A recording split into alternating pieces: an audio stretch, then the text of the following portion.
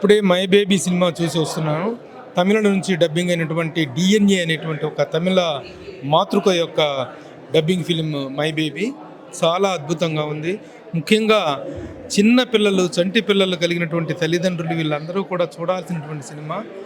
ఈ సినిమాలో చూపించినటువంటి దృశ్యాలు ఎంత హృదయంగా, ఎంత హృదయ విదారకంగా ఉన్నాయంటే చైల్డ్ మిస్సింగ్, చిన్నపిల్లల ట్రాఫిక్, చిన్నపిల్లల మార్పిడి అనేటువంటి దాన్ని ఒక దారుణమైన నేరం.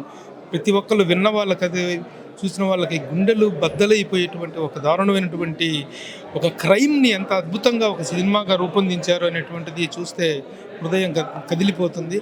ఇంత చక్కని సినిమాని తెలుగులోకి తీసుకొచ్చి తెలుగు ప్రేక్షకులకు అందిస్తున్నందుకు మా మిత్రుడు సురేష్ కొండేటిని ప్రత్యేకంగా అభినందిస్తున్నాను. ఈ సినిమా థియేట్రికల్ ఎక్స్పీరియన్స్ మాత్రం తప్ప దీన్ని ఎక్కడో చూద్దాం, రేపు ఓటీటీలో వస్తే చూద్దామని కాదు. థియేట్రికల్ ఎక్స్పీరియన్స్ చూడాలంటే మాత్రం best see the film in the theatre.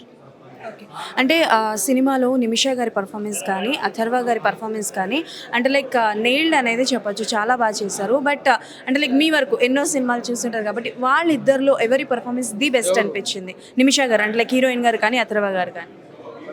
ఇద్దరి performances wonderful characters. Mother character అసలు ముఖ్యంగా నేను స్పీచ్లో మాట్లాడినప్పుడు కూడా చెప్పాను, డైరెక్టర్ నెల్సన్ వెంకటేశన్ ఆర్టిస్టుల సెలక్షన్ విషయంలో తీసుకున్న కేర్ అద్భుతం.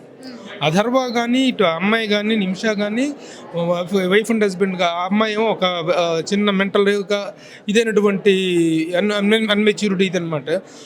ఇతనేమో ఒక ఫ్రస్ట్రేటెడ్ బాయ్. వీళ్ళిద్దరికీ పెళ్లి చేసిన దగ్గర నుంచి, వాళ్ళకి బాబు పుట్టిన దగ్గర నుంచి జరిగిన డ్రామా. ముసలి క్యారెక్టర్ ఒకటి ఎంటర్ అవుతుంది, పిల్లల్ని అపహరించే క్యారెక్టర్. ఆ ముసలి క్యారెక్టర్కి ఆ ముసలమ్మని సెలెక్ట్ చేసుకోవటం కానీ, ఇన్స్పెక్టర్ క్యారెక్టర్కి ఆ ఇన్స్పెక్టర్ని సెలెక్ట్ చేసుకుంది కానీ, ఎవ్రీ ఆర్టిస్ట్ అద్భుతంగా చేసినటువంటి up to the requirement of the character చాలా అద్భుతంగా చేశారు ప్రతి ఒక్కళ్ళు. నిజంగా ఆర్టిస్టుల సెలక్షన్ విషయంలో తిరుగులేని ఒక అద్భుతమైన సినిమా చూసామనిపిస్తుంది.